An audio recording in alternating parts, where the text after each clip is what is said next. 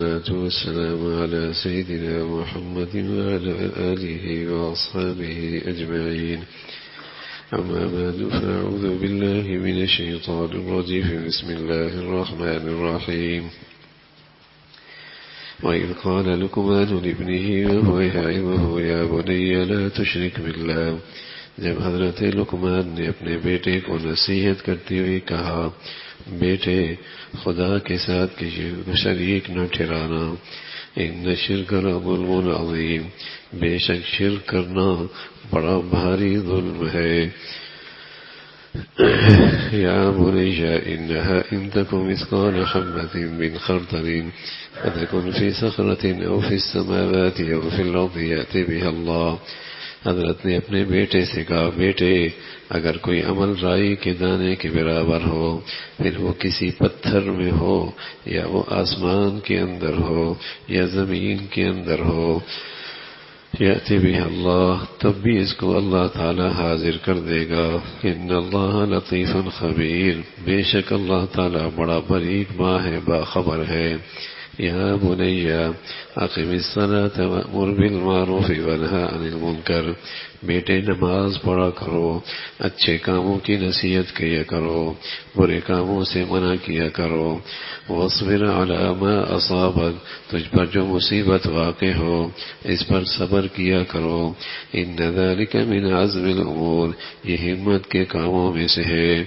ولا تصعر خدک للناس ولا تمشی فی الارض مرحا، لوگوں سے اپنا رخ مت پھیرو، زمین پر اترا کے مت چلو۔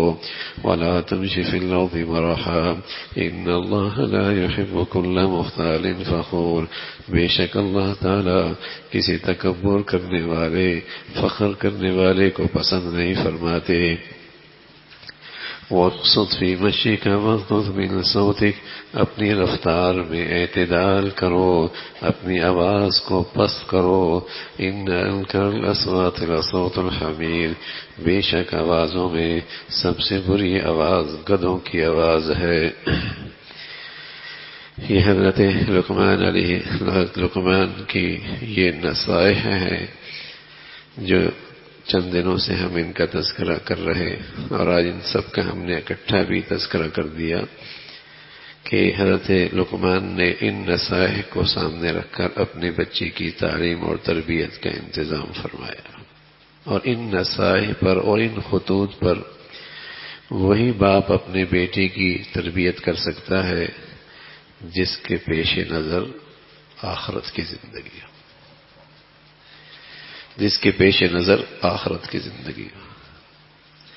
اور جس مسلمان کے ہاں آخرت پیش نظر نہیں ہوتی، وہ دنیا ہی کے لحاظ سے اپنے بیٹے کو کسی سطح پہ لے آئے تو بڑا مطمئن ہوتا ہے کہ میں نے اپنے بیٹے کی ذمہ داری پوری کر دی، اور بہت خوش ہوتا ہے کہ میں نے بیٹے کی تعلیم کے بھی انتظام کر دیا، کارخانہ میں لگا دیا، فیکٹری میں لگا دی، اور ان کے لیے اتنا انتظام کر دیا کہ بس یہ آرام سے زندگی گزار لیں گے۔ اور وہ اپنے خیال میں سمجھتا ہے کہ میں نے اپنی اولاد کی ذمہ داری پوری کر دی۔ ہاں ٹھیک ہے، دنیا کے لحاظ سے شاید 60-70 سال کی ذمہ داری پوری کر دی ہو، لیکن اس بیٹے کے سلسلے میں اس نے بڑی حد تلفی کی ہے اور بڑا ظلم کیا ہے اور بڑے ہی ناانصافی کی ہے کہ اسے کھربوں سال کی زندگی سے محروم رکھا ہے، اور اس کی تیاری اور فکر تربیت میں اسے ذرا بھی احساس نہ آیا۔ بڑا ظلم کیا ہے، بڑی ناانصافی کی ہے۔ کافر کا بیٹا بھی پڑھتا ہے اور باپ اس کو بھی پڑھاتا ہے، اور کافر کے بیٹے کو بھی اس کا باپ اور اس کی ماں اس سے تعلیم اور تربیت کا انتظام کرتی ہے، لیکن اس تعلیم اور تربیت میں پیش نظر یہ 60-70 سال کی زندگی ہوتی ہے۔ وہ اپنے بچوں کو پڑھاتا ہے، سکھاتا ہے، تعلیم دیتا ہے، اس کی فکر اسے ہوتی ہے، لیکن اس کافر کو اپنے اولاد کے سلسلے میں 60-70 سال کی زندگی، یہی 80-90 سال کی زندگی سامنے ہوتی ہے، اور اسے تعلیم دلاتا ہے۔ اور اللہ نہ کرے مسلمان بھی اگر یہی کرتا ہے تو پھر مسلمان اور کافر کی تعلیم اور تربیت میں کوئی فرق نہیں ہے۔ مسلمان تو اپنے اولاد کی تعلیم اور تربیت میں کھربوں سال کی زندگی کو سامنے رکھتا ہے، دنیا کے اندر بھی عزت کے ساتھ جیے اور آرام اور راحت کی زندگی اسے ملے، ایک ماں باپ کی فکر ہوتی ہے، اور کروڑوں سال کی زندگی کے اندر بھی وہ ایک عزت اور سعادت کے ساتھ زندگی گزارنے والا ہو۔ ایک باپ، ایک ماں اپنے اولاد کی یہ فکر کرتے۔ تو ان خطوط پہ وہی ماں باپ اپنے بچوں کی تربیت کر سکتا ہے جسے زندگی کا پورا علم موجود ہو، جس کے ہاں زندگی کا صحیح تصور موجود ہو، جس کے ہاں کیریئر کی صحیح حقیقت سامنے ہو کہ کیریئر، زندگی، حقیقت میں زندگی چند سالہ نہیں ہے، کروڑوں سال کی زندگی ہے۔ آج کی دنیا میں ڈالر، پاؤنڈ، روپے، پیسہ، درہم، دنانیر کام آئیں گے، کل کی زندگی میں کیا کام آئے گا؟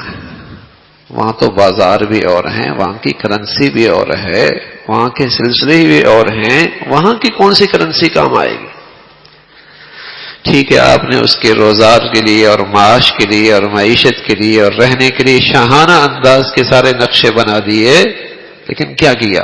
آج مر گیا تو کتنے ہیں ڈاکٹر بنتے بنتے مر جاتے ہیں، انجینئر بنتے بنتے پڑھتے ہیں، سی اے کرتے کرتے مر جاتے ہیں۔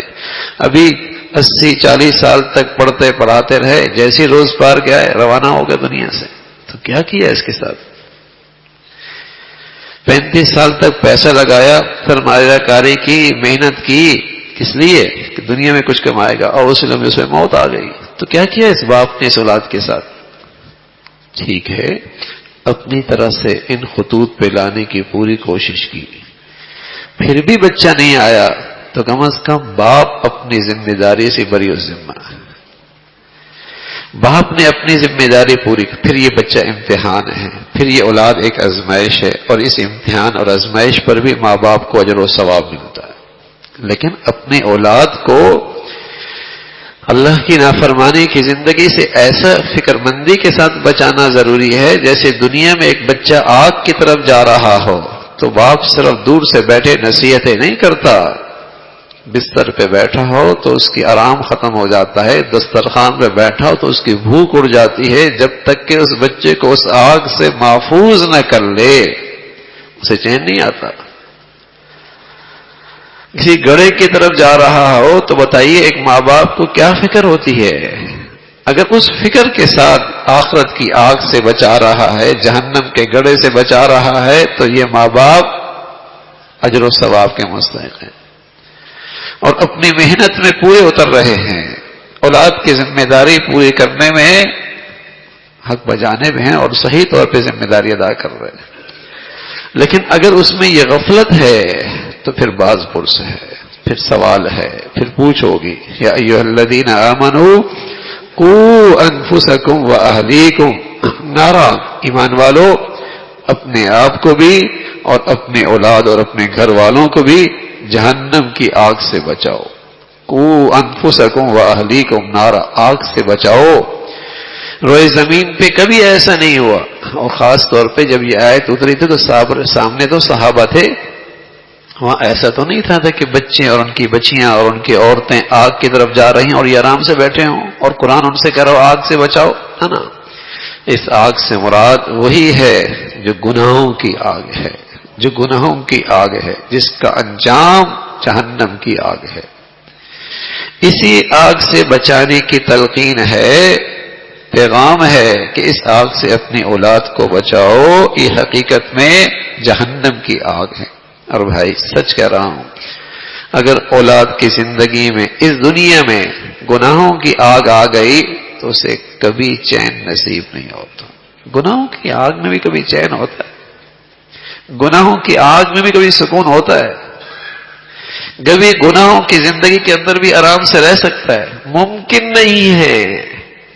تلخ زندگی ہوتی ہے، تلخ زندگی ہوتی ہے، بے چین زندگی ہوتی ہے، انتہائی تکلیف دہ زندگی ہوتی ہے۔ گناہوں کے ساتھ کبھی کوئی چین نہیں پا سکتا۔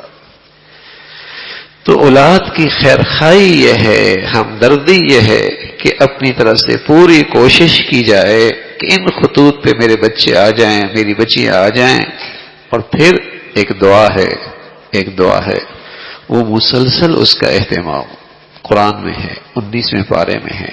ایمان والوں کے بارے میں فرمایا کہ ایمان والے اپنے اولاد کے لیے ہمیشہ یہ دعا کرتے ہیں.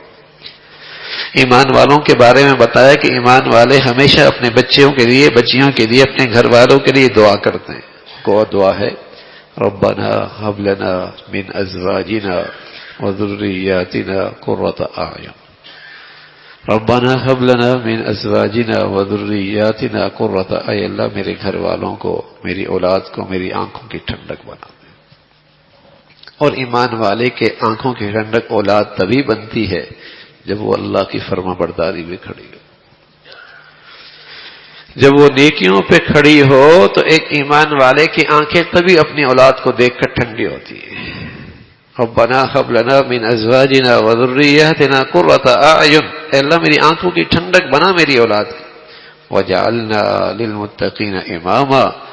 اے اللہ ہمیں پرہیزگاروں کا بھی امام بنا. پرہیزگاری میں بھی اتنا اعلیٰ مرتبہ عطا فرما دے کہ ان کا بھی امام ہو. وجعلنا للمتقین اماما. یہ ہے اللہ کے پیارے بندوں کی، ایمان والوں کی اپنے اولاد کے حق میں دعائیں. کوشش بھی ہو، محنت بھی ہو، فکر بھی ہو، دعائیں بھی ہوں، تو انشاءاللہ یہ اولاد اللہ کی طرف سے بہت بڑا انعام ہے، بلکہ اللہ کی طرف سے بہت بڑی رحمت ہے، بلکہ یہ بہت بڑی کمائی ہے. اللہ رب العزت ہمیں اپنے بچے بچیوں کی صحیح ذمہ داری اور تعلیم اور تربیت کے صحیح فیصلے کرنے کی توفیق نصیب فرمائے. اللہ عمل کی توفیق نصیب فرمائے. اللهم لك الحمد كله ولك الشكر كله. اللهم لك الحمد كله ولك الشكر كله.